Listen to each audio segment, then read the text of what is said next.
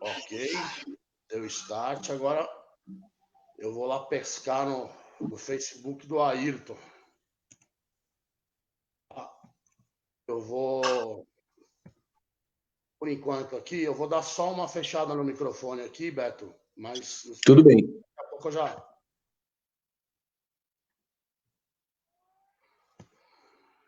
Ok, nós vamos começar aqui um compartilhamento e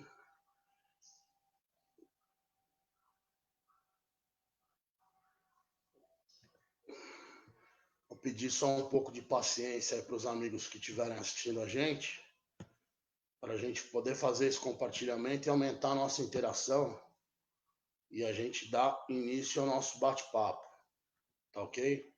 Um pouquinho de paciência aí para os amigos. Estou compartilhando na minha página Daniel Pereira, do Facebook.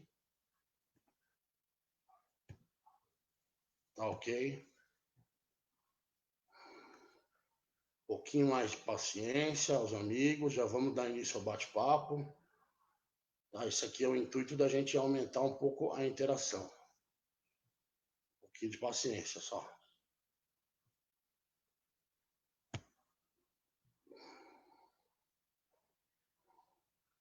Ok? Já está lá no meu Facebook, Daniel Pereira, também já está. Quem quiser acessar por lá, pode assistir por lá. Agora eu vou colocar no Facebook do Beto Tricoli. Tá?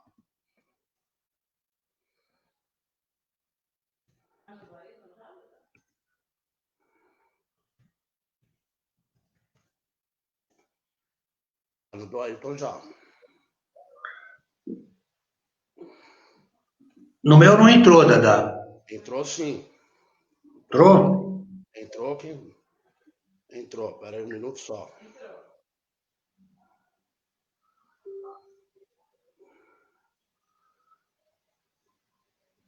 Entrou? Entrou sim. Estou mandando o link da live para a professora Iete aqui também, que vai participar com a gente. Está pedindo aqui. Entrou, mandei para ela. Roberto, na sua página Zé Beto Tricoli eu não consigo compartilhar, tá? Tem que ser você. Eu não tenho acesso a ela, porque eu acho que nós não somos amigos nessa página. Então vou colocar na sua página Beto Tricoli aqui.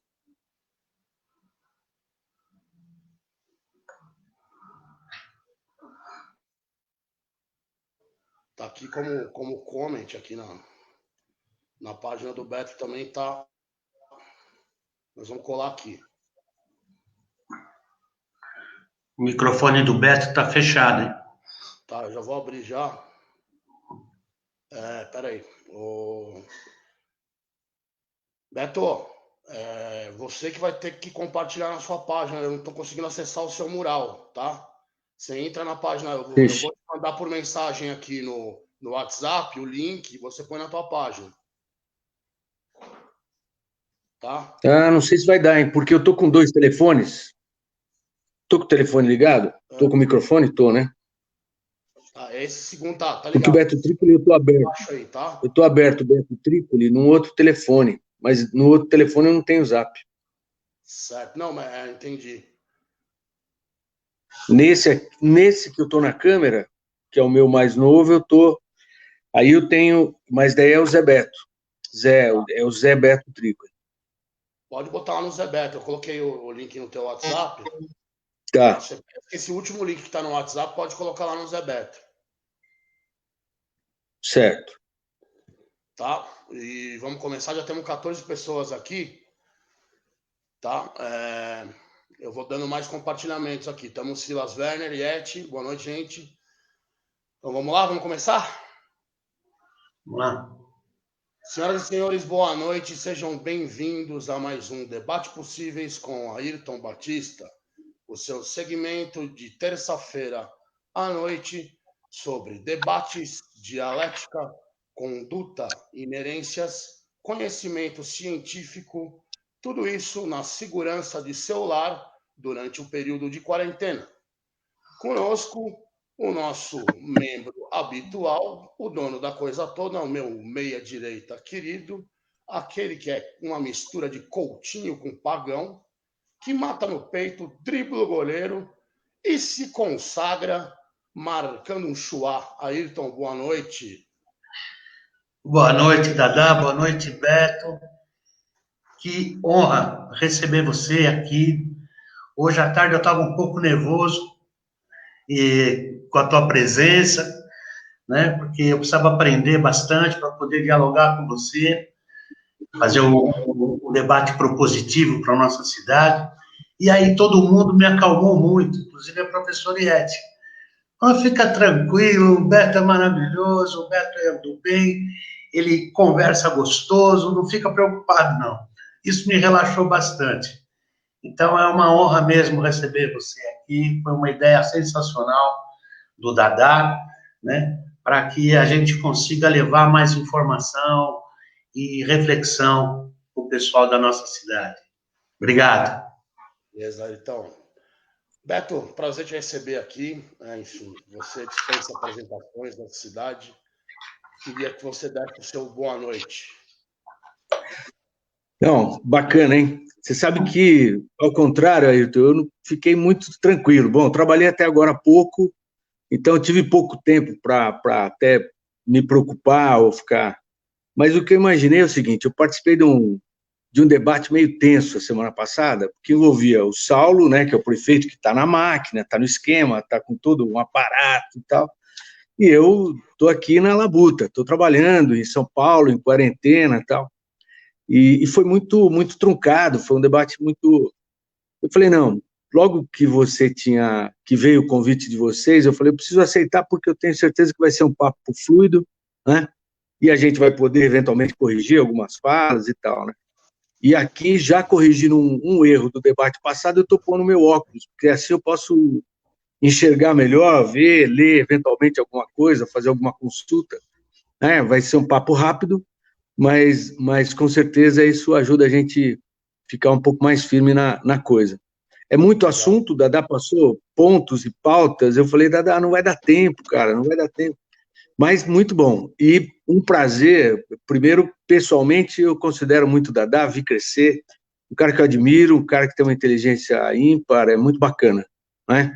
E você, Ayrton, que é um cara que representa tudo aquilo que a gente quer que aconteça. As pessoas que venham para Atibaia, porque assim, acho que de cada 4 pessoas que estão aqui, morando hoje em Atibaia, eu acho que 3 estão aqui há menos de 20 anos, ou por aí, né? Seria muito legal que todo mundo que passou a morar em Atibaia, ou nasceu nesses últimos 20, 25 anos, enfim, que tenha uma preocupação de falar da cidade, de entender a cidade, de trocar ideias sobre a cidade, até para achar um caminho daquilo que pode não estar bom, não é? E, eventualmente, corrigir ou até reconhecer coisas interessantes que têm acontecido por aí. Então, eu falei, eu preciso incentivar isso. Meu interesse não é, aliás, estou acima desse tipo de questão. Eu tenho meu engajamento partidário e tudo mais, mas eu tenho assim um carinho por Atibaia e pelas pessoas que escolhem Atibaia para morar, para viver, para compartilhar a vida, tudo, né, com as pessoas, muito especial. Então, estou te conhecendo recentemente, mas eu quero investir, né? Eu quero continuar sendo otimista e acreditar nessas pessoas, né? Que vêm para Atibaia porque escolhem Atibaia como uma cidade bacana para viver e para andar para o futuro aí. Maravilha, Obrigado. Zé. Obrigado. Senhores, vamos debater? Vamos lá. Em 1988, no alto dos meus 11 anos de idade, esse foquinha hoje de meia idade que vos fala, teve o que jamais tinha ideia que se tornaria um jornalista e comunicador, teve o prazer de conhecer e observar um certo rapaz que se apresentava como público e já demonstrava o furor de ser propositivo e inovador. Beto, quem chamo carinhosamente de Zé, José Roberto Tricoli, seu nome Isso aí. completo, trouxe um protagonismo inovador ao meio político, às questões ambientais.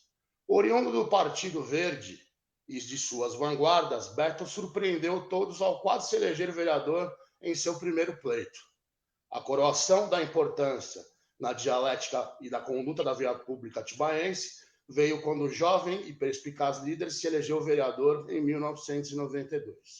Ousado, em 1996, se arriscou como prefeiturável, sem recursos e distanciado das oligarquias locais, obteve um honroso terceiro lugar na corrida. Sua coragem foi recompensada no ano de 2000 ao ser eleito prefeito de Atibaia. Revolucionou a gestão da cidade ao implementar ideias como o orçamento participativo, os conselhos municipais de especialidade, e nunca antes a população de Atibaia teve tanta participação e foi ouvida. Reeleição, mandato na Assembleia Legislativa e trajetória de construção marcam a vida de quem posso chamar orgulhosamente de meu amigo Zé. E aí, Zé? Obrigado, Um breve obrigado. apanhado aí sobre a história da questão ambiental em Atibaia e como foi a novidade, doce novidade PV na nossa vida pública ali no final da década de 80. Então, eu acho assim, falar de movimento ambientalista, eu acho que é a partir do final dos anos 70, 78, 79, já tinha uma discussão na cidade, principalmente nos núcleos de cultura, de juventude, no Major, né? Com a tentativa de aprovar um loteamento na encosta da Serra, isso foi em 81, aí consolidou mesmo um movimento forte em defesa da Serra da Pedra Grande, justamente nesses segmentos que eu te disse. Então, alguns professores, alunos do Major, né, pessoal ligado à questão de cultura, à questão de discutir a cidade, né, mas um pessoal relativamente pequeno, né, junto com o pessoal muito guerreiro, que eram os trilheiros, o pessoal que subia a Pedra Grande, que ia acampar por lá. Então, tem alguns nomes que eu acho que tem que ser citados aí. Na verdade, eu era um soldado ali, Dada. Eu ajudei muito, participei de quase tudo, se não exatamente tudo, mas eu era um soldado, né? Mas o pessoal da trilha era o Diógenes, o Taba, né, o professor Tabajara, o Eduardo Posidônio, né? Tinha a Udi, que era uma professora dinâmica, que vinha finais de semana para cá, mas ela dava aula em São Paulo, em algumas escolas, tipo Equipe, Sagarana, então tinha uma dinâmica de participação ali, uma evolução, já no prenúncio do fim da ditadura, né? Aquele povo que estava construindo ali, lutando na resistência, né? No Major, acho que tinha o Giliotti, tanto o pai quanto o filho, Flávio, né, que a gente chama carinhosamente de Cobaia, Angélica, né? E o grupo Atibaia Viva, tinha um grupo de teatro, tinha difusão cultural, aí vai um monte de gente, muita gente, né? Desde o Beleza, Lacraia, e o nosso guru, o Euclides Sandoval. Esse bolo todo foi juntando apoio, né, de pessoas, Michel Weber, enfim, nossa, muita gente, Zeca, né, Joana, Calão, enfim.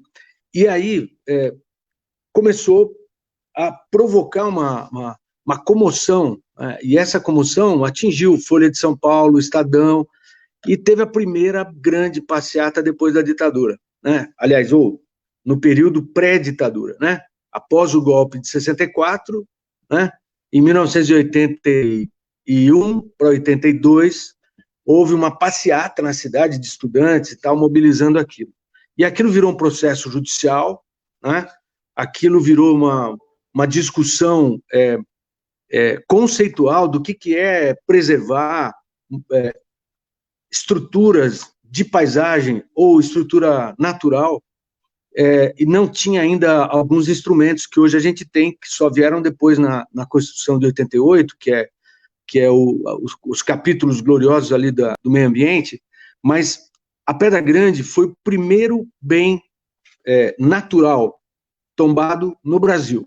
Então, foi um tombamento como patrimônio, é um conceito que na época era um pouco diferente, mas ele foi extremamente inovador, e quem nos ajudava muito na questão jurídica era o Instituto Oikos, aqui de São Paulo, recém-fundado também por um cara jovem, recém-formado em direito, chamado Fábio Feldman. Então, o advogado do movimento era o Fábio Feldman. E tinha os advogados em Atibaia, tinha os vereadores, né, o próprio Gilberto, advogado, o Edson Teixeira, advogado, era presidente da Câmara, enfim. esse grupo foi somando, né, a ponto da gente conquistar efetivamente o tombamento em 83. Né? Esse foi o início de um movimento que depois se desdobrou em várias outras coisas. A questão específica do PV, sempre houve uma discussão, do ponto de vista partidário, se havia necessidade de se criar efetivamente um partido exclusivo que falasse só de questão ambiental, ecologia, né? Então isso só amadureceu mais tarde. Então em 88 foi formado o PV, foi a primeira eleição que a gente disputou, mas sempre em aliança com as forças progressistas, com esses grupos que discutiam a cidade através do desenvolvimento sustentável, que é um conceito também recente, mas a gente falava que era possível ter uma economia diferente, né? Que era possível respeitar a natureza, respeitar a identidade, respeitar a cultura, respeitar os valores da comunidade mais antiga, tradicional, eu digo popular, eu digo do valor da sociedade como um todo, não de uma elite, não de um grupo específico, mas do conjunto da sociedade. E a gente defendia isso. Então, acho que isso foi evoluindo, né? E daí surgiu, já em 82, surgiu um movimento ecológico chamado Pedra Grande Interação Ecológica, liderado pelo Euclides, né? Que era um grande pensador, filósofo, professor, educador. Ele provocava todo mundo a participar, né? E eu devo estar esquecendo de um monte de gente, né? Com certeza tinha muita gente. Conseguimos, em alguns meses, 20 mil assinaturas, né?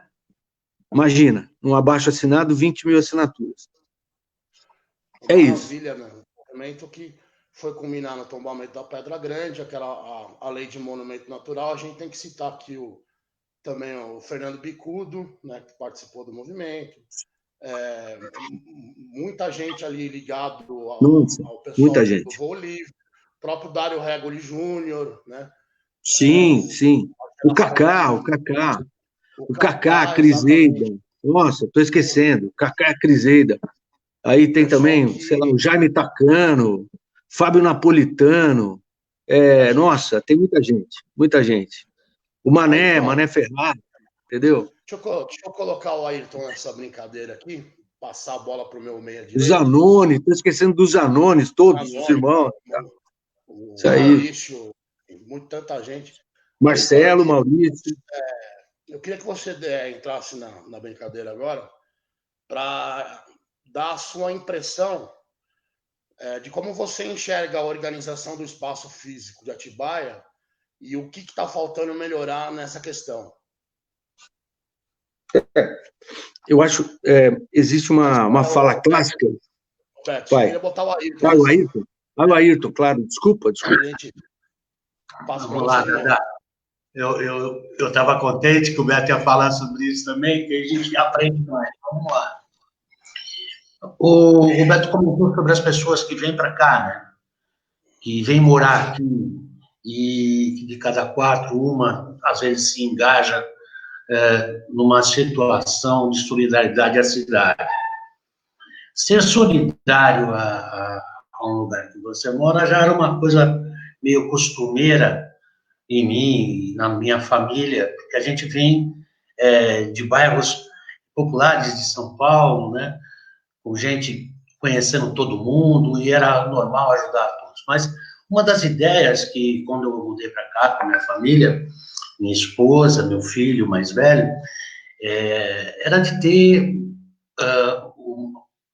uma condição de vida diferente, uma condição mais digna, com espaço, com áreas verdes, com ar puro, e a fama de Atibaia do ar, e essas paisagens maravilhosas. Na antiga live que nós fizemos, acho que 2 atrás, eu comentei sobre a beleza que é você andar na estrada, na Dom Pedro, como quem vai para São José, né? São paisagens lindas, e quando você vai em direção a Campinas, tem sítios e lugares e cercas brancas, são coisas lúdicas, são coisas bonitas. E eu acho que algumas coisas precisavam melhorar rapidamente, porque elas não têm volta. Por exemplo, essa invasão sorrateira que houve na Pedra Grande por parte da prefeitura, que cometeu o ridículo de ser multada por uma polícia florestal, na calada da noite, durante uma pandemia, ela chega com máquinas e começa a destruir um espaço que é de proteção ambiental, não é nem de proteção permanente, porque ali tem fontes de água, ali tem tanto que a máquina estourou um cano das pessoas lá, que vinha água direto da fonte, coisa que o mundo não conhece, né? Quando a gente imagina que o Brasil tem praticamente mais da metade, um pouco mais da metade da água potável do planeta, a gente chega a imaginar a riqueza que nós temos só com esse líquido. Então, você imagina isso começar sendo destruído. Nós temos aqui próximo de mim, na Chácara Brasil, o córrego Onofre, que já está totalmente assoreado. E existe uma lei de preservação permanente, uma APP, que diz que você tem que construir a 50 metros no mínimo de córregos, de rios, mas está havendo construções de galpões praticamente na beirada do córrego. As construtoras vêm, arrastam toda a terra para dentro do córrego. E o mais incrível, uma empresa de saneamento básico, ela consegue assorear o rio, ou seja, uma empresa que cuida da água, ela estraga a água. Então, eu fico imaginando, por exemplo, o que acontece na Serra da Cantareira, que é onde nasce todos esses riachos que cruzam a nossa cidade e seguem seu curso. Lá em cima, na parte sul da serra, ou seja, aquela que dá frente para São Paulo, você não pode construir nada. Absolutamente nada. Quando você passa pela Estrada da Roseira, entra no portal de Mariporã, dali para frente, você pode construir. Só que, ao contrário do que acontece aqui, se você tem um terreno de 1.000 metros, você pode ter 200 metros de área construída, ou seja, apenas 20% de um terreno. Então, você vê os rios descendo, quando tem muita chuva, que beleza, que maravilha, as fontes, iluminando, dando vida para Atibaia, Mariporã, e, enfim, todas as cidades que eles vão embora. Então, nós começamos, a partir daqui, a acabar com a água do nosso vizinho ali na frente. E isso é um absurdo, porque existe uma APP proibindo isso. E é federal. E eu gostaria até que o Beto explicasse para as pessoas que não tem obrigação nenhuma de entender o que é uma APP, uma APA, né? Essa diferença, Beto, que existe entre uma APP, que é uma área de proteção permanente, e uma APA, uma área de proteção ambiental. De uma forma bem simples, como um professor mesmo falando com os meninos, para que as pessoas entendam seus direitos.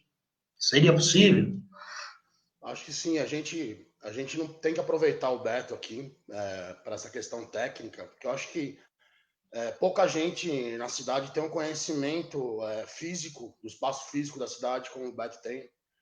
Eu acho que o Beto estabeleceu uma lei de utilização de solo que foi muito importante para a cidade, que tinha uma lucidez, uma clarividência muito grande, fruto de debate, fruto de especialidades, não foi uma coisa vertical, foi uma coisa construída junto com a sociedade.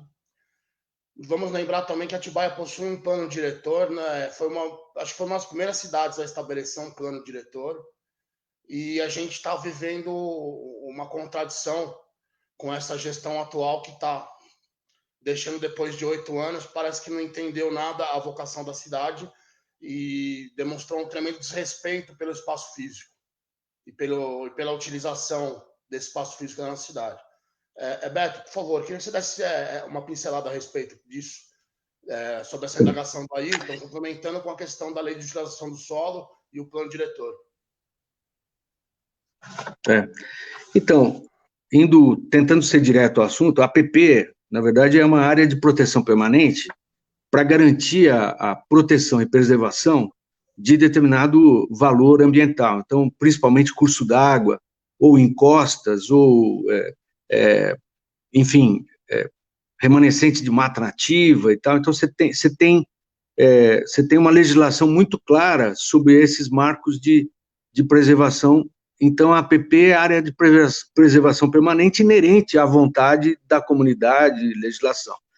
A APA, na verdade, é uma área em geral, áreas de grande extensão, mas que define um território, define um interesse,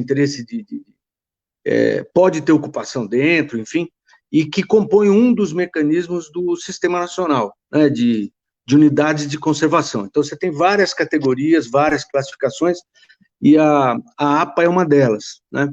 Atibaia ela tem a APA da Pedra Grande, além do Parque da Pedra Grande, além do Monumento Natural Pedra Grande, né? Tem a área de amortecimento, então tem toda uma legislação que vem evoluindo no correr do tempo, né? Existem, na Lei de Recursos Hídricos também, há toda a previsão, e no Código Florestal, a preservação de nascentes, córregos, matas, veios d'água, rios, né? E a gente também criou a APA do Rio Atibaia, né? Isso é do início dos anos 2000, quando eu era prefeito. A intenção de implantar, de criar um parque linear no curso do Rio Atibaia, principalmente na área urbana, criando, na verdade, um anteparo, tanto para proteger as populações mais na borda, né, da questão de enchente, de transbordo, de transbordamentos, inundações, como também para preservar o próprio curso e produção de água, se é que a gente pode falar de produção de água, né? Mas eu não tenho dúvida que há um conflito estabelecido na cidade, né? Nas cidades, não é só Atibaia, né? Onde muitas vezes o interesse né, da atividade humana, da atividade econômica, ele busca dar um contorno de que é lícito, de que é válido, de que ele é. E ele desde que ele não ultrapasse ou não extrapole o valor maior, que é o valor coletivo, né? Então, há uma certa confusão sobre o direito adquirido, de áreas aprovadas, de áreas consolidadas, né? Sobre a questão ambiental, a questão de patrimônio, né? O que atribui o valor do patrimônio é o conjunto da sociedade. Então, e ele é imprescritível, né? Ele do ponto de vista da imposição, não há direito adquirido numa área que está numa área de encosta, com alta declividade, que não tem construção nenhuma, né? Mas que compõe um contínuo do parque, no caso da Pedra Grande, que é o que aconteceu recentemente. Isso, na nossa cabeça, estava consolidado, quer dizer, não é para construir acima da cota 900, desde 83 está consolidada essa marca, né? O que não quer dizer que a pessoa se pagou, comprovadamente pagou, e se pagou imposto, enfim, que ela seja ressarcida, que ela seja indenizada, né? Então, nós temos um conflito, há um conflito desde o surgimento da cidade, né? Porque as cidades brasileiras, ela tem essa característica de surgir em bordas de rio, ou os acessos e tal, margeando, né, as áreas de rios. Então, tanto a ferrovia que foi aberta desde Jundiaí até Piracaia ou Bragança, ela margeia exatamente o Rio Atibaia, ou o Rio Maracanã, o Rio Folha Larga, que é o Caetetuba, né? E ele está no limite, né? Só que essa densidade, essa atividade urbana acaba fazendo uma pressão muito grande. Se você não tem mecanismo que realmente imponha aquilo que é o valor mais coletivo, o individual acaba prevalecendo. Então, a briga que eu vejo, tanto de um galpão querer invadir mais do que precisa, né, mais do que merece, mais do que é razoável, é o interesse dele, do galpão, do dono do galpão, que vai alugar, ou que vai, enfim, ter uma atividade ali. A mesma coisa, quem comprou um lote há 60 anos atrás, não é, há 50 anos atrás, achar que depois que toda a cidade, o estado de São Paulo inteiro, né, todo o regulamento nacional determinou que aquilo era uma área de interesse natural, que o interesse individual seja mais importante do que o coletivo, né? ele tem direito a ser ressarcido, mas aquele bem natural, ele é de todos. Então, esse conceito da Constituição ainda não está muito acessível para muita gente. Muita gente. Tem muito advogado que se formou naquele velho conceito do direito de propriedade, do tal, do Elir Lopes Meireles, não é? Mas depois disso, gente, o mundo evoluiu. Teve bomba atômica, teve o fim da Guerra Fria, teve a Constituição brasileira, cidadã, teve o Estatuto das Cidades, a Lei de Regulamento de Saneamento, que mexe com a questão ambiental, enfim, uma série de novas, o Estatuto das Metrópoles, todos afirmam a cidade e o espaço urbano como um espaço coletivo, né? A cidade, ela não é em si um produto só de lucro e exercício de propriedade. Não, a cidade é o espaço coletivo, né, onde a gente exerce as relações humanas, né? E é muito tranquilo, a gente tem muita criatividade na parada, a gente tem muita coisa nova acontecendo. Então, ainda agora, mesmo essa ministra da Agricultura declarou, o que ela declarou? Que não precisa invadir a Amazônia, nem o Cerrado natural, para ampliar as fronteiras da agricultura. Sabe por quê? Porque a tecnologia permite ampliar soberbamente, de uma forma imensamente, assim, multiplica exponencialmente a capacidade de produzir alimento, sem precisar invadir, né, as áreas que, na verdade, são as áreas de produção da qualidade ambiente, né? A força e a potência da agricultura brasileira, ela está diretamente ligada à quantidade de água disponível que a gente tem para poder fazer exatamente os cultivos múltiplos, né? Europa tem lugar que produz uma vez no ano, e olha lá, aqui a gente já tem lugar que produz 3 vezes ao ano, né? E com capacidades multiplicadas, se você comparar a 15, 30, 40 anos atrás. Então, a gente tem que fazer essa conciliação. Mas é uma questão que pega a educação, viu, Ayrton, Dadá? Basicamente, é uma questão de informação, educação. Isso. Eu ia colocar. A gente, no âmbito legislativo, a gente tem 3 contratos sociais, né? Acho que a legislação não é nada mais que um contrato social, né? Tanto no Código Penal, no Código Civil, no âmbito da Constituição, na Lei Orgânica do Estado, na Lei Orgânica do Município. Isso aí, toda a legislação brasileira, o direito brasileiro é um direito positivista, né? É um direito baseado no princípio da não inversão do ônus da prova, no texto da lei, enfim. E esse contrato social, sem as ferramentas de cidadania, eles não têm a menor efetividade, né? Diante do direito positivista, o que se procura são subterfúgios e brechas para que esse contrato social seja burlado, né, de maneira legal. Você burlar de maneira legal, não de maneira ética, né? Então, a legislação sem a cidadania e sem a construção ética, ela não adianta nada. Ayrton, quais são as ferramentas de construção de cidadania, seja do governo ou da sociedade civil?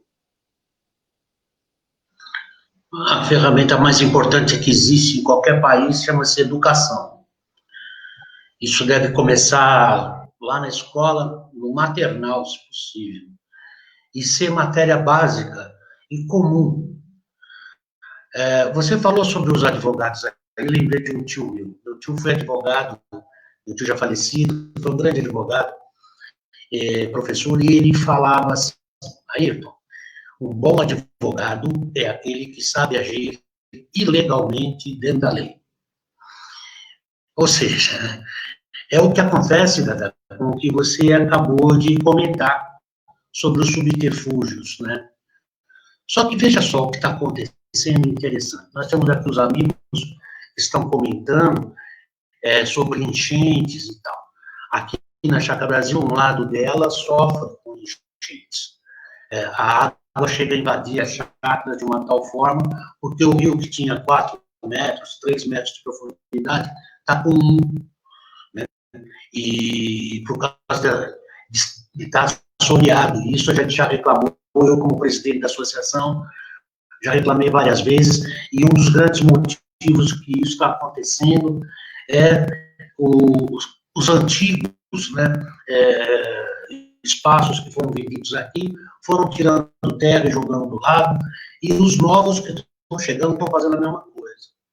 Mas um fato interessante aconteceu hoje, Beto, e aconteceu um fato interessante, Dadá, para ver como as coisas às vezes caminham pelo lado totalmente oposto. As 20 maiores empresas mundiais que trabalham no Brasil, como a Shell, Cargill, o próprio Bradesco, Itaú, 20 empresas desse padrão foram hoje a Brasília, sentar com o pessoal do STF para pedir que se evite mais desmatamento na Amazônia. Ou seja, quando os grandes poderes comerciais do mundo estão vendo o problema de uma tal forma que vai afetar lá a Finlândia, vai afetar a calota polar do norte e do sul, que os cientistas comprovam que está acontecendo um absurdo já na temperatura e no degelo do planeta, esses mesmos interessados em manter o dinheiro, eles também ficam com medo. Eu acho que agora esse ministro do Meio Ambiente, que é meio só de ambiente, ele não é nada, esse que quer passar boiada, ele cai. Tomara, porque as ações que foram feitas na Amazônia, elas carregaram em si um desejo, um interesse na criação do gado e de ter propriedades que são da nação para si, ou seja, é aquele fato de pegar a cerca da sua fazenda à noite e ir puxando ela para dentro da fazenda do vizinho, ou seja, esticando a sua propriedade, e que depois de um tempo aquilo vira uso capião, porque ninguém vai ali. Mentira! Hoje os satélites estão vendo, ao vivo, na hora, o desmatamento. O fato incrível, Beto, a Sibéria teve na semana passada uma temperatura de 38 graus. Um dos lugares mais frios do planeta. 38 graus, gente morrendo, gente passando mal.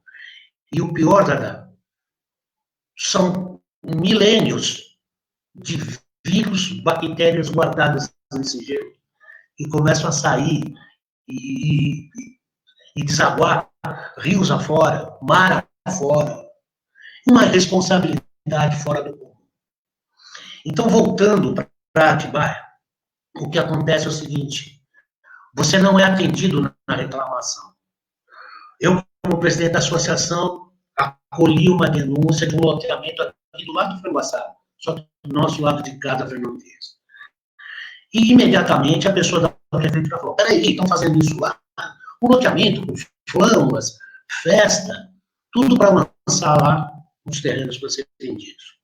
Mas aquele lugar é de APP, não pode fazer nada.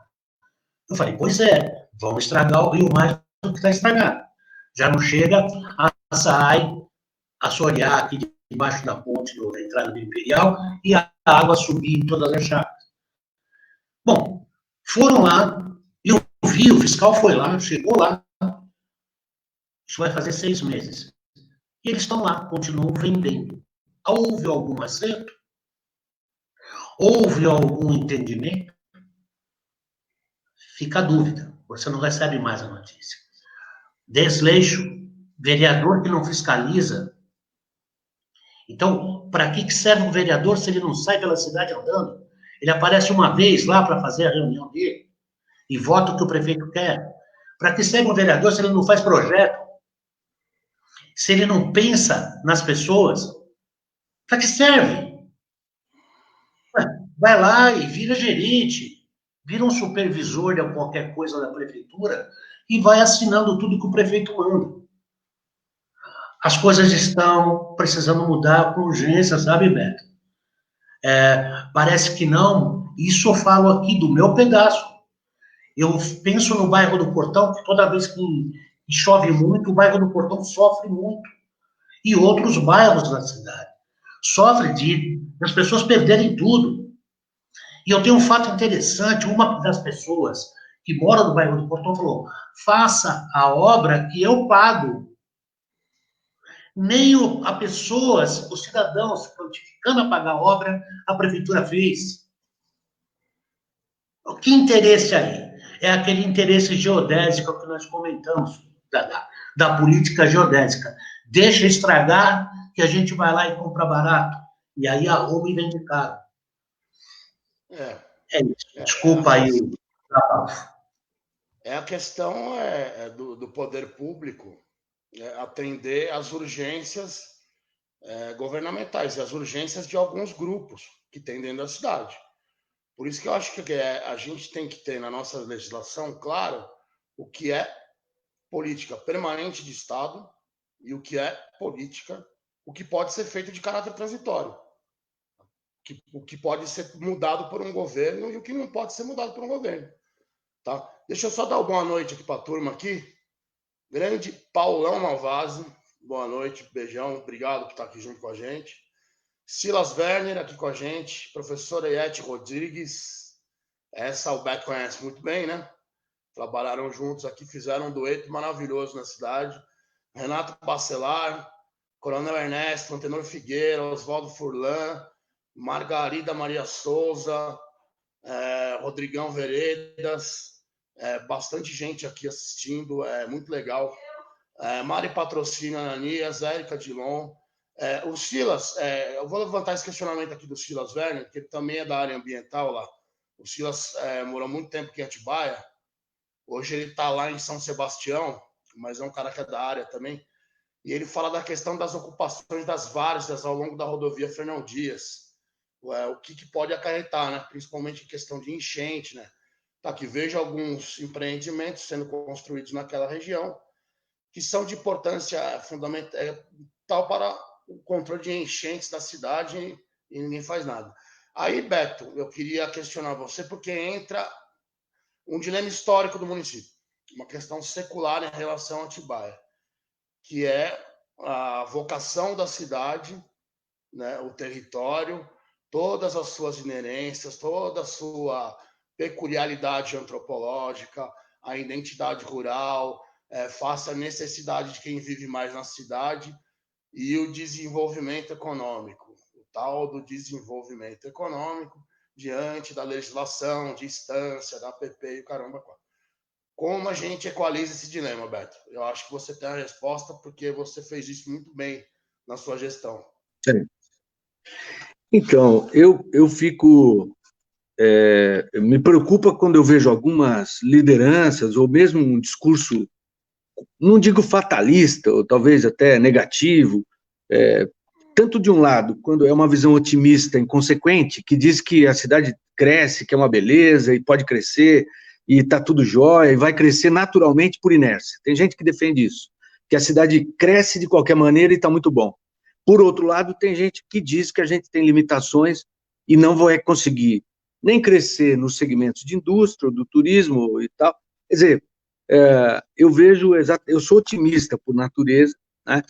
E eu diria assim, se tem uma coisa que a pandemia mostrou para a gente, estava difícil até pouco tempo, discutir como é importante a função do Estado, a função do coletivo, né? de organização coletiva sobre os interesses e as pressões individuais ou de grupos, né?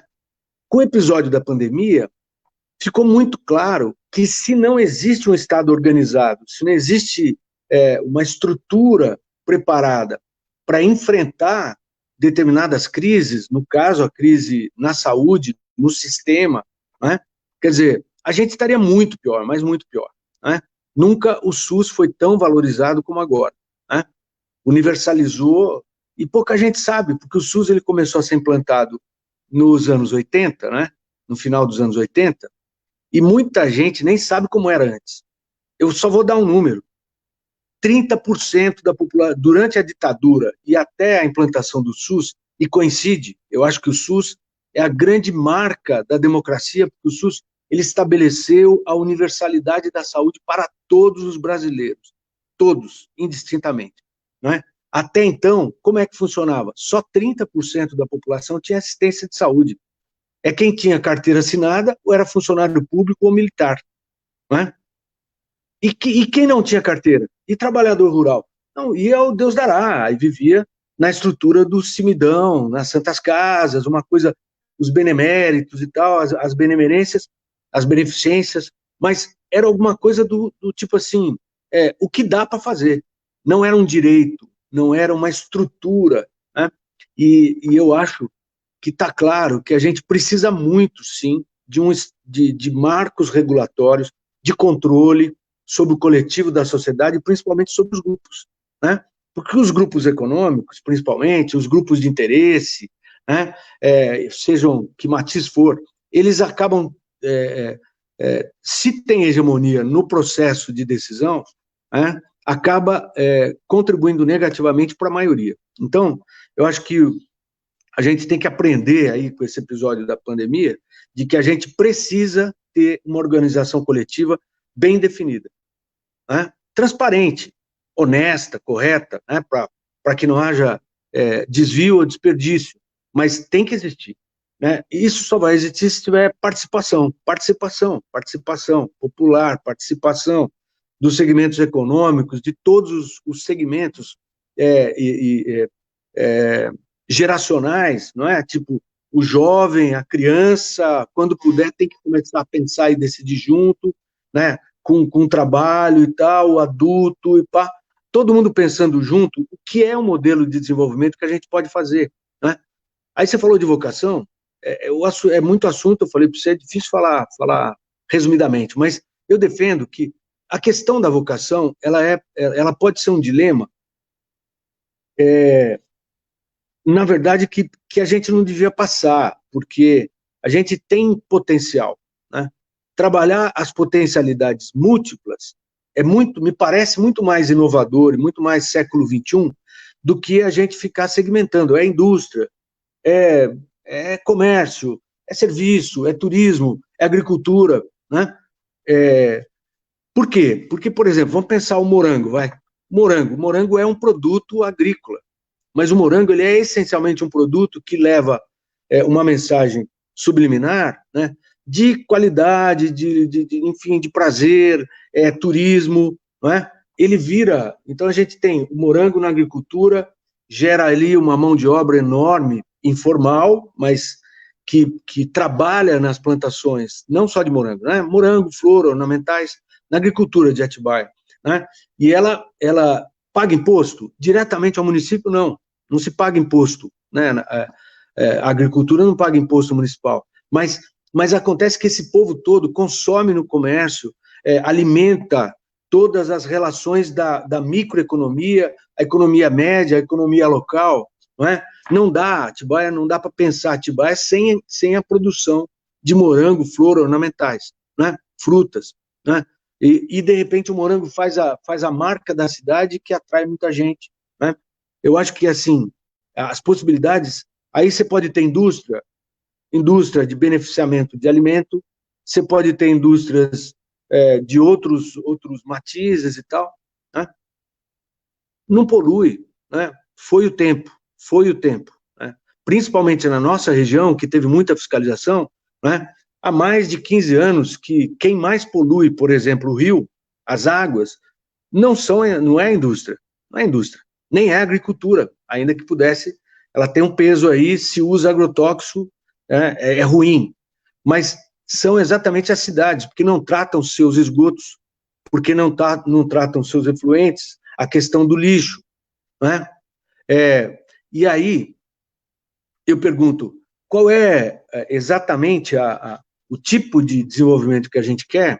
Na verdade, é aquele que faz o máximo de pessoas usufruir de uma riqueza que ela, no final das contas, ela é de todo mundo, né? Eu não tenho dúvida que Atibaia tem uma vocação incrível para todas as várias possibilidades, né?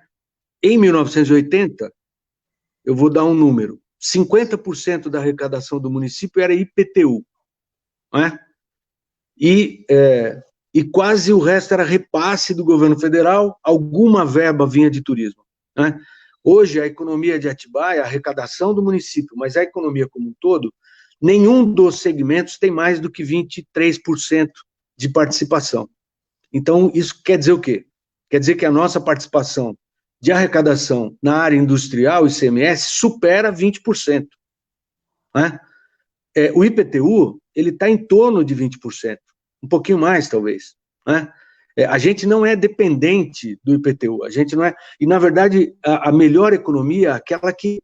É aquele velho ditado de não colocar todos os ovos numa única cesta, né? Porque quando cai determinado setor, o outro compensa e tal. E a cidade, ela tem uma quantidade de habitantes que ultrapassa, está em torno de 150, 140 mil habitantes, que não dá para pensar numa vocação só, como se fosse uma grande família, e a gente quisesse que todos os filhos fizessem exatamente a mesma coisa, quando, na verdade, a gente tem muito potencial, muita riqueza nas áreas criativas e tal, cada um segue a sua vocação e todo mundo se complementa, né?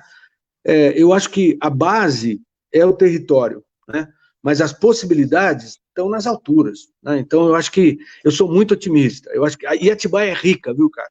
Atibaia é a cidade que mais arrecada na região na região Bragantina.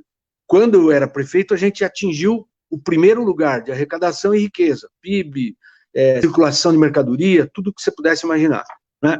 Mas antes era quarto lugar. Então a gente perdia em alguns números, perdia para Bragança, para Itatiba e para Socorro, né? Atibaia era quarto em algum lugar, às vezes terceiro, mas nunca segundo. E agora a gente está meio nisso, né? Mas não dá para dizer que Atibaia seja uma cidade pobre, uma cidade que arrecada aí mais de $500 milhão, né, de impostos. Não dá para dizer que é uma cidade pobre.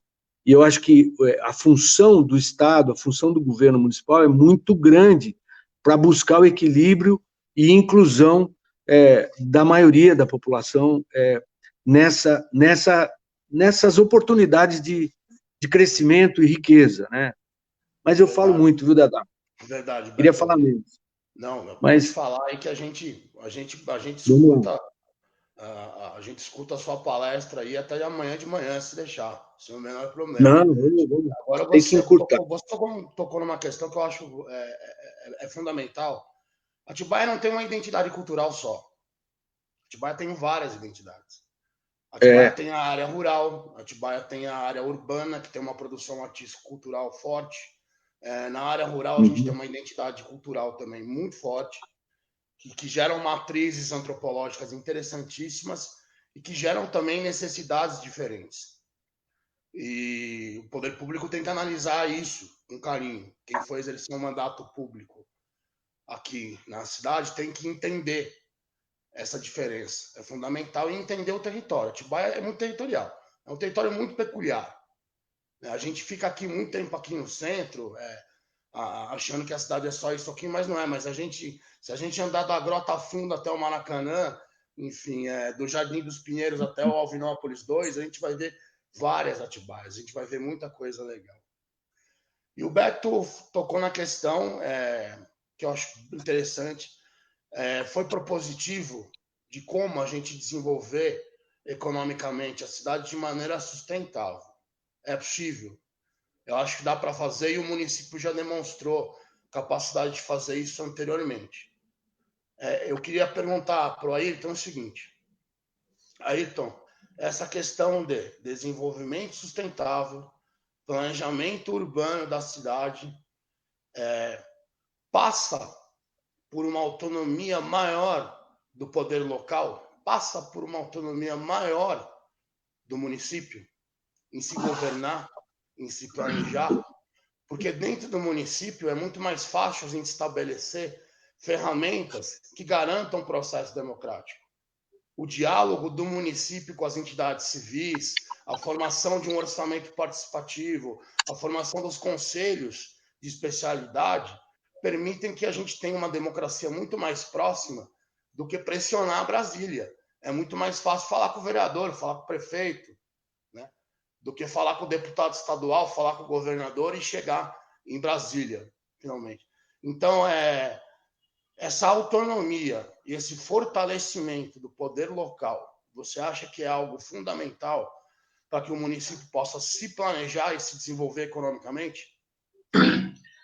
Dadá, duas situações. Primeira, o município ele é autônomo, por lei, para 99% das coisas. Agora, exercer essa autonomia é preciso de responsabilidade. Outra, a gente pode recorrer por recursos, ou recorrer para uma ajuda de um deputado estadual, federal, e quando vamos fazer isso, vamos recorrer aqui, aonde Bragança, que não temos um. Vamos continuar na dependência do imperialismo de Bragança, de uma família que manda da região. Para começar, tem que acabar com isso. A nossa cidade é uma cidade extremamente recebedora de impostos hoje, como o Beto falou.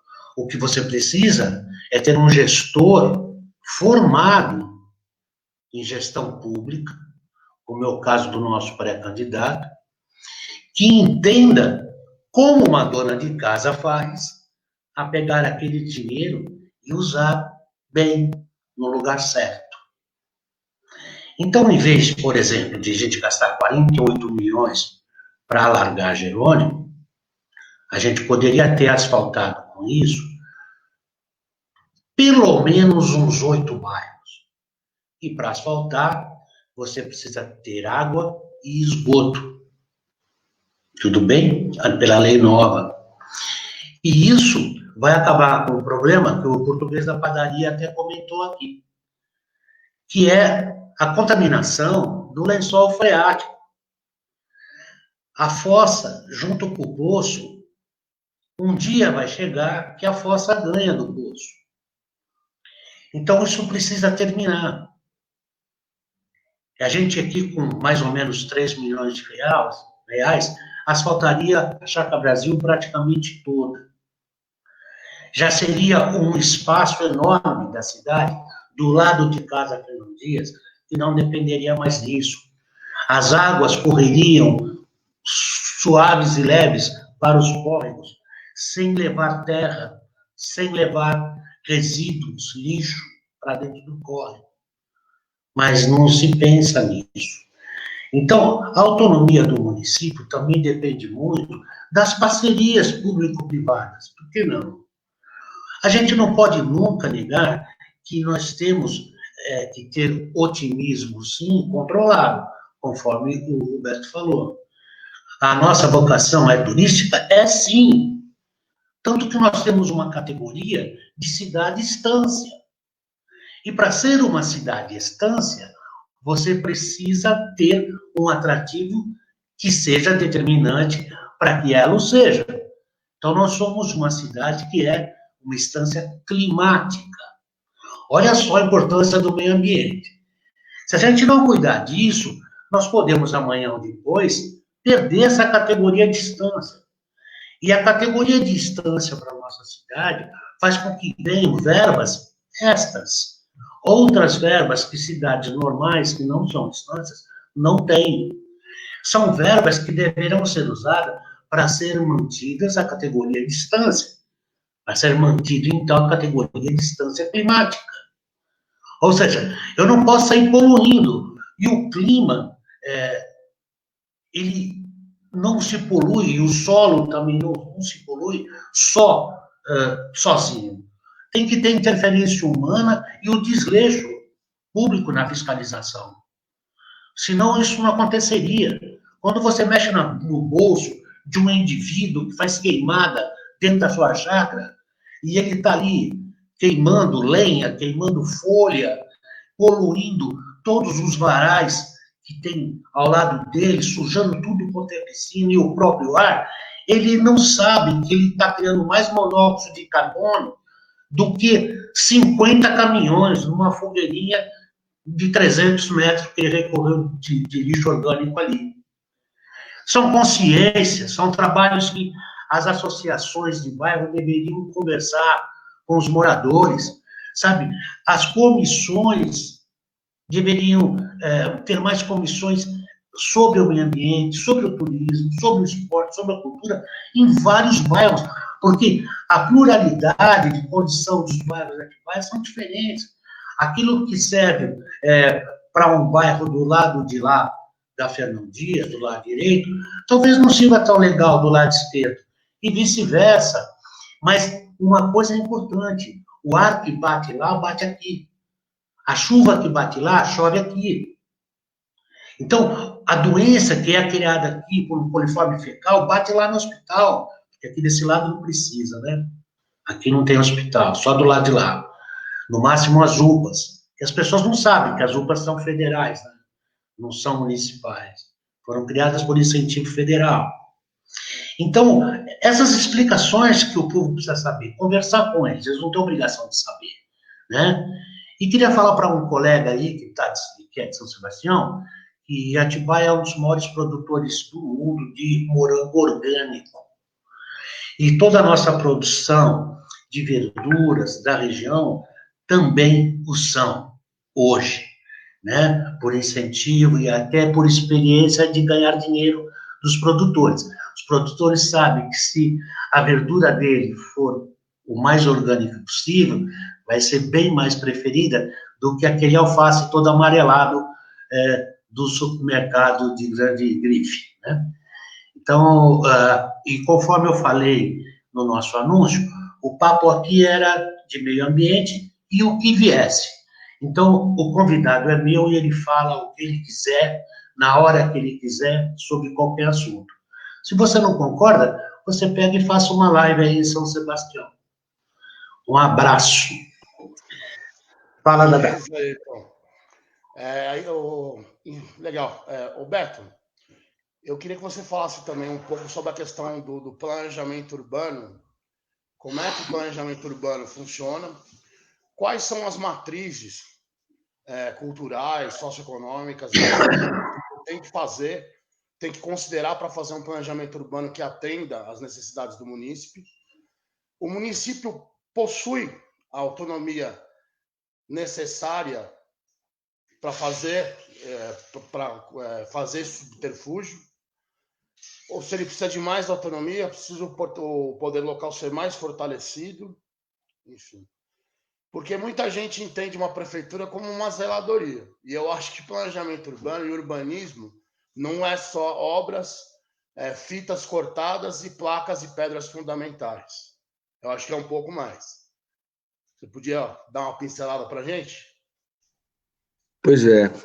Não, desde a Constituição de 88, ficou claro que o município ele tem autonomia e tem capacidade de fazer o seu regramento e construir o seu destino, né? O Estatuto das Cidades veio quase 10 anos depois, em 2001, né? Depois o Estatuto da Metrópole, das metrópoles, na verdade eu falo isso. Então, toda a legislação ela vem evoluindo, ainda que num processo relativamente lento para alguns, mas ele está se amalgamando, ele está se somando para confirmar de que a unidade de planejamento é o município. E a partir do município você faz planejamento para o seu território interior, né, para suas várias múltiplas características, e faz o planejamento e a articulação regional, macro-regional, né, e que define e vai definindo as escalas de atuação, né? Agora, se houve um tempo em que as coisas eram muito difíceis nesse aspecto, até porque realmente adquirir conhecimento suficiente para poder desenvolver determinadas peças de planejamento, principalmente na área do território, do urbanismo e tal, então era muito comum separar tudo, né?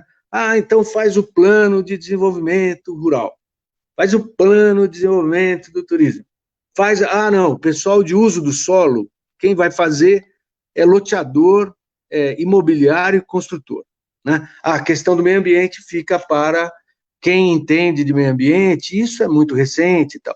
Só que a inteligência ela adquiriu um tamanho, uma dinâmica, que hoje é possível pensar tudo junto e sobrepor esses conhecimentos. E daí você tirar exatamente aquilo que é a qualidade, um resultado que seja para todo mundo, né? essa prática do planejamento, eu tenho convicção assim, primeiro que o planejamento ele não se define, ele não se faz e acabou. Fiz o plano diretor, nós fizemos e acabou. Não. Na verdade, o planejamento ele é constante, ele é permanente, e ele tem que ser integrado, e ele tem que ter multifaces, ele tem que envolver todos os setores, todos os segmentos, ele tem que pensar no pequeno, ele tem que pensar no micro, ele tem que pensar no médio, no grande, ele tem que levar em consideração as relações históricas que foram levando àquela condição, aquelas características e tal. Então, parece complicado, mas eu acho que a gente tem tanta inteligência hoje, tanto técnico qualificado nas áreas, cada um que pode produzir os elementos que serão trazidos para uma mesa comum, né? Então, eu não tenho dúvida de que o melhor planejamento é possível. Primeiro que, então, tem que fazer planejamento na cidade, a partir da cidade. A outra é entender que a cidade, ela não ela não tem um território homogêneo, né, sob vários aspectos, seja na população, seja na topografia, no potencial econômico, nas equidistâncias e tal, na história, né? Então, é possível pensar a cidade, dividir em pequenos territórios, né? Então, eu sou da máxima, eu acho que isso é um pensamento que envolve a questão da sustentabilidade, o pensamento evoluído, talvez um pensamento diferenciado para o século XXI, essa coisa de pensar sobre todos os aspectos do conhecimento e agir pontualmente. Então, essa coisa do pensar globalmente e agir localmente nunca foi tão possível como agora, né? Então, a gente deveria criar mecanismos de planejamento, pequenos territórios. Esses pequenos territórios, eles têm que ter não autonomia, mas ele tem que ter capacidade de decidir e participar. Tem que envolver a comunidade, né, os conselhos de empreendedorismo, a parte de comércio, de indústria, tudo que envolve aquilo, né, e pensar nesses núcleos, né, a melhor cidade para se viver é a cidade que não é a cidade que tem mais trem, ônibus, estrada, asfalto, carro, não, é a cidade que você faz tudo mais rápido, mais perto e mais saudável, e é a cidade que te preserva e que te proporciona tempo do seu cotidiano, né, te faz, permite usufruir mais tempo para outras coisas muito mais importantes e relevantes, que é o convívio familiar, o convívio comunitário, o lazer, a cultura, o esporte, a própria religião, a educação, a sua própria formação, não é? Então, pensar a cidade dividindo os territórios e permitindo que cada localidade tenha a sua autonomia. Autonomia do cotidiano, de comprar, de buscar um equipamento público e tal. E Ayrton, eu tenho assim comigo, e foi um pouco um desafio que a gente debateu na semana passada com o prefeito atual, que ele quer construir um hospital megalomaníaco, né? Primeiro que a gente precisa de saúde, a gente não precisa de doença. O hospital, na verdade, é um grande templo das enfermidades, né? Então, a cidade, ela tem uma capacidade de fazer gestão na saúde de pequena e média complexidade. O que quer dizer isso? Você tem que promover a saúde, você tem que construir a saúde, né? Então, equipes de médico de família é muito, mas muito mais importante do que você construir um hospital que não sabe que dinheiro vai pagar aquilo, né? E as experiências que tem tido por aí, nos vários municípios que se atreveram a construir hospitais, por puro capricho pessoal, sem combinar com o dinheiro do SUS, seja no governo estadual, governo federal, seja com arranjo regional, né? Deram com burros na água. Os hospitais estão ou falidos, ou fechados, ou funcionando a 1/3. Então, na verdade, o que a gente precisa é agente comunitário, agente ambiental. A gente precisa ter uma visão de pessoas cuidando da nossa saúde e da nossa saúde física, mental, a saúde do bairro, da comunidade, né? Então, eu falo isso porque, assim, qualquer planejamento tem que envolver todo mundo. É a minha visão hoje, talvez uma visão evoluída do que fizemos no passado, e é possível fazer o planejamento, mas ele tem que ser um compromisso de constante repactuação. Mas quanto mais gente participar, mais a gente pode garantir de que ele vai ser realizado com possibilidade de compartilhar para todo mundo, de ser uma coisa equânime, uma coisa que possa realmente corrigir. Está acabando minha bateria aqui. Corrigir as desigualdades que são absurdas, cara. É impressionante a desigualdade do país, a desigualdade, eu digo aí já, das famílias, né, das pessoas, né, e conforme você vai fazendo os cortes na análise da situação, você vai vendo como o país é desigual, como o país é injusto, né? Então, achar que o poder local não faz essa transformação é muito simplório, é uma resposta muito simples para um problema que, na verdade, ele tem que ser enfrentado sob todas as áreas, mas é na cidade que vai começar a mudar isso. É na cidade que você combate as desigualdades e as injustiças, né? Então, eu tenho muita convicção de que é o melhor, mais do que qualquer outra esfera, né? A cidade pode produzir transformações. Maravilha, Beto. A gente tem que tirar da população essa ideia de que a prefeitura é uma zeladoria de luxo.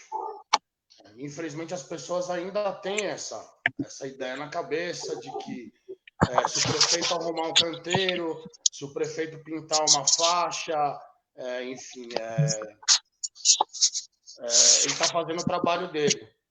E eu acho que o planejamento urbano ele é muito mais do que o planejamento do espaço físico. O Beto deu um exemplo muito interessante agora dessa proposta de medicina da família, né? De médicos visitando a periferia e não a construção megalomania de um hospital que vai pagar R$380 mil por mês pela locação do equipamento, né, durante 30 anos.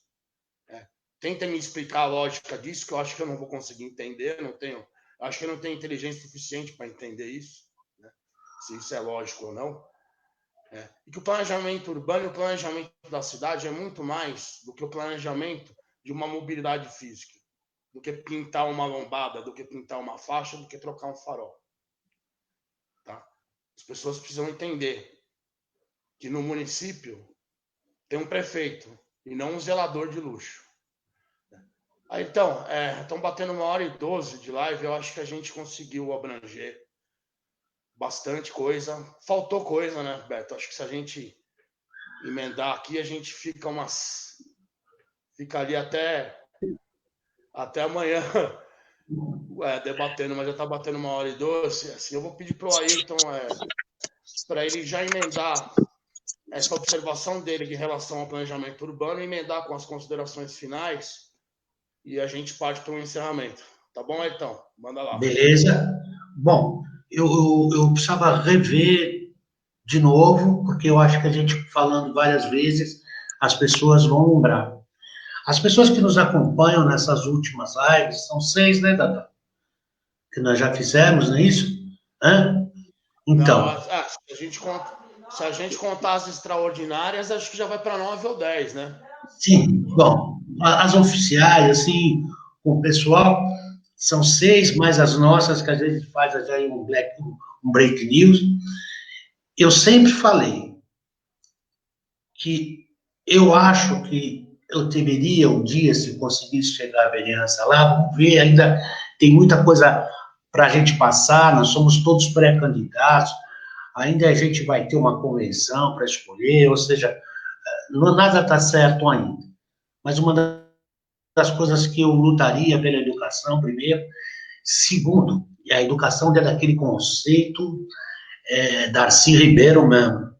E, segundo, eu acho que a Secretaria de Obras deveria ser um apêndice da Secretaria de Urbanismo. Você sabe que eu já falei isso, né? Por quê? O cara da obra, não é que ele esteja errado, precisa fazer aquilo ali, ele vai lá, deixa comigo, está feito. Quando você fala com o urbanista, ele fala, por que fazer? Onde fazer? Né? Vai atender todo mundo? Vai ficar bonito?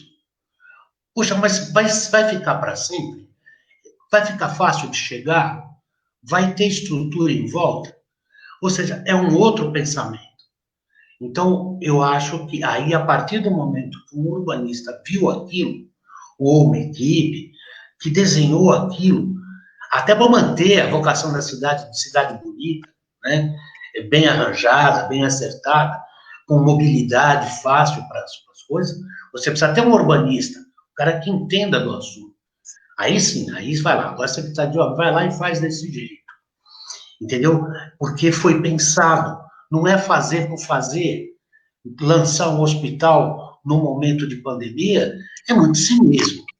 É muito, é politiqueiro isso. E ainda nos valores que são, a gente fez nossa live, a gente viu o metro quadrado a R$ 4.200 e o Sinduscom falando que sai 1.400. Então, são os absurdos, isso vai ser contestado, tenho certeza, não vai ficar desse jeito, não. É impossível, né, que o Ministério Público não veja isso. Vereador não vai ver, não. O vereador não vai ver, porque os vereadores atuais, eles não estão lá para ver nada, eles estão lá para assinar e ir embora para suas empresas. E os agentes de saúde. Eu vivi num tempo em São Paulo, onde tinha agentes de saúde lá na Zona Leste, no Belém, no Brás, na Moca, e elas passavam toda 15 dias, não precisava ser médico, não, viu, Dana?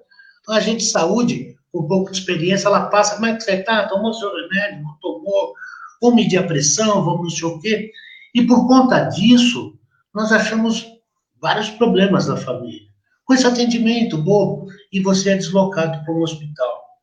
É o mesmo caso das escolas, que você vai em países aí onde o aluno não pode andar mais de 500 metros para chegar na escola. Então, você precisa ter várias escolinhas, em vez de fazer uma grande escola megalômana e que não vai acabar fazendo com que os meninos andem, porque nasce 2 milhões de meninos por ano aí no Brasil, sempre.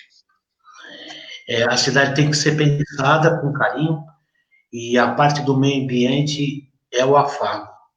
A parte do meio ambiente é aquilo que traz gratidão, a própria terra, para a gente de volta.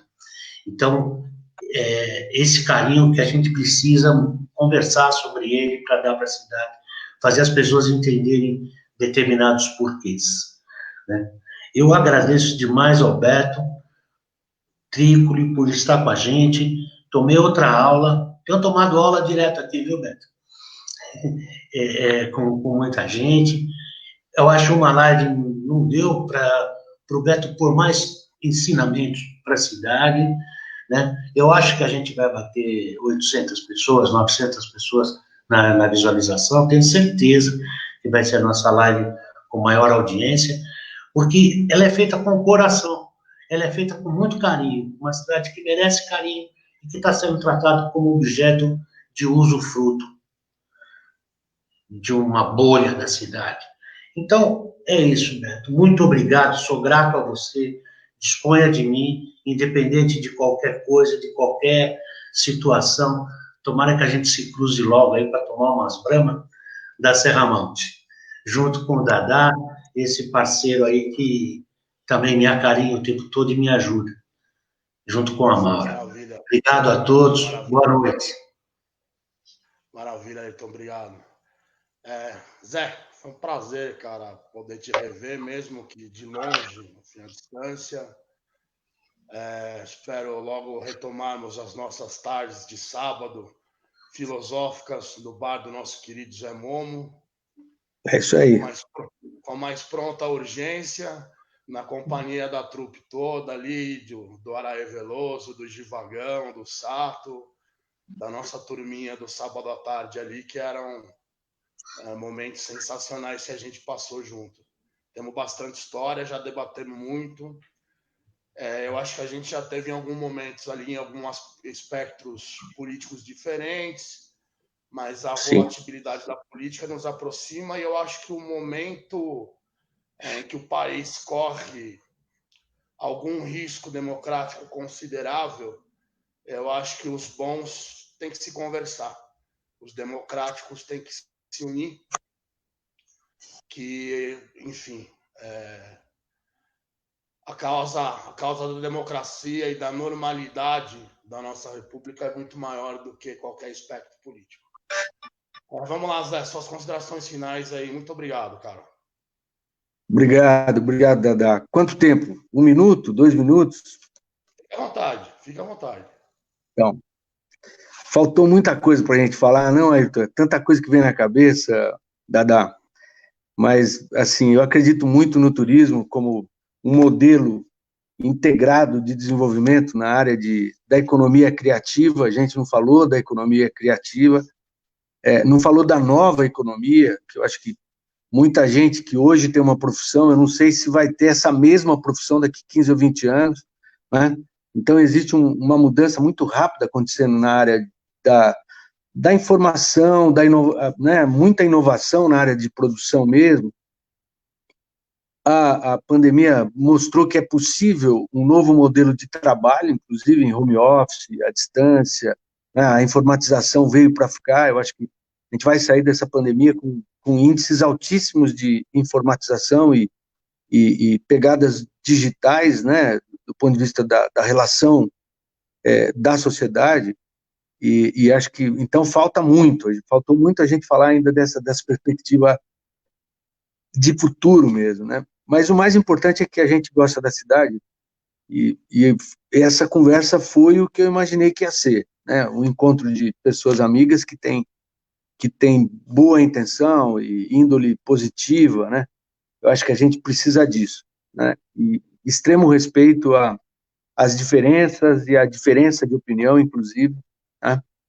Eu acho que essa eleição vai ser uma eleição muito diferente, após os episódios que a gente está passando, que não são poucos, né? Acho que o ano de 2020 está ficando já como um ano que marca e divide, né, talvez a história, talvez a gente esteja começando efetivamente o século XXI a partir desses episódios que a gente está vivendo de uma forma multifacetada e é uma questão mundial, né? Então, mas eu acredito muito nisso, esse tipo de conversa, esse compromisso de pactuar a todo momento as ideias, né? E com certeza a gente tem eu acho que tem muita coisa interessante para acontecer na cidade, né? Me preocupa muito, principalmente essa rapaziada nova aí, ou quem está nesse momento, né, desempregado. Acho que os números eles têm um número oficial, mas eu acho que o número real, eu acho que quase 1/3 da população deve estar com muitíssima dificuldade de sobrevivência, né? Se não está no subemprego, está já se deslocando, então a gente precisa se unir muito aí. Qualquer modelo que venha a acontecer tem que considerar um modelo de desenvolvimento que respeite e inclua as pessoas. Eu acredito que vai existir algum conceito parecido com essa coisa de renda mínima, né? Que vai ter que injetar uma grana para que as pessoas sobrevivam minimamente diante das dificuldades. E se a cidade não se organizar para receber esses recursos e não agregar nisso, certo? Aquilo que é caro para nós, nossos valores, nossos princípios, nossa cultura, né? A nossa possibilidade de sobrevivência comum ficará mais prejudicada. Achar que vai cair do céu está errado, achar que não é responsabilidade do governante planejar as saídas, né, é um equívoco, né? Então a responsabilidade é muito grande de todo mundo. Então eu fico contente da gente compartilhar de coisas convergentes aí, e numa outra oportunidade a gente conversa mais sobre outros assuntos. Com certeza muita coisa ficou de ser abordada aqui, né? Mas eu tenho certeza que, da minha parte, totalmente satisfatória poder conhecer mais a cabeça aí do Ayrton, conhecer e compartilhar aí nossas conversas, né, Dada? Então, grande abraço para todo mundo que pôde ouvir a gente. Então, na pessoa da Iete, eu queria cumprimentar aí as meninas, e do Ernesto, cumprimentar os meninos, né? E grande abraço aí para todo mundo que pôde acompanhar essa conversa, esse bate-papo, tá bom? Obrigado. Obrigado, valeu. Obrigado. Gente, estamos chegando ao final aqui do Debates Possíveis. Recebemos hoje nosso querido Beto Trícoli, ex-deputado estadual, ex-prefeito de Atibaia, arquiteto, urbanista, grande liderança local, homem que foi um marco de gestão nessa cidade. Atibaia é antes e depois do Beto Trícoli. Essa é a verdade. Isso aí vai dar o que falar, hein, Dedé? Vamos apanhar aí de um monte de gente agora. Obrigado, Oswaldo Furlan, Solange Augusto, Mauro Razucchi, Ricardo Mariano, Coronel Ernesto, Paulo Malvasi, tanta gente que participou. Enfim, eu acho que a gente conseguiu ser propositivo. O bom debate é aquele que a gente faz o diagnóstico e apresenta soluções, numa construção dialética e saudável. Eu acho que a gente cumpriu o nosso papel. Obrigado, gente. Ficamos por aqui. Voltamos na terça-feira que vem, às 8 horas da noite. Vamos receber nosso querido Douglas Lora, artista local, violonista, legal, conhecidíssimo mundialmente, reside aqui em Atibaia, é meu querido amigo de infância, e nós vamos debater com o Douglas o que a pandemia gerou na produção artística e como será a produção artística pós-pandemia. Vamos receber o Douglão com muito carinho aqui. Obrigado, Zé. Obrigado, Ayrton. Valeu, gente. Valeu. Obrigado, Beto. Obrigado, a todos aí. Valeu. Beijo. Beijo. Beijo.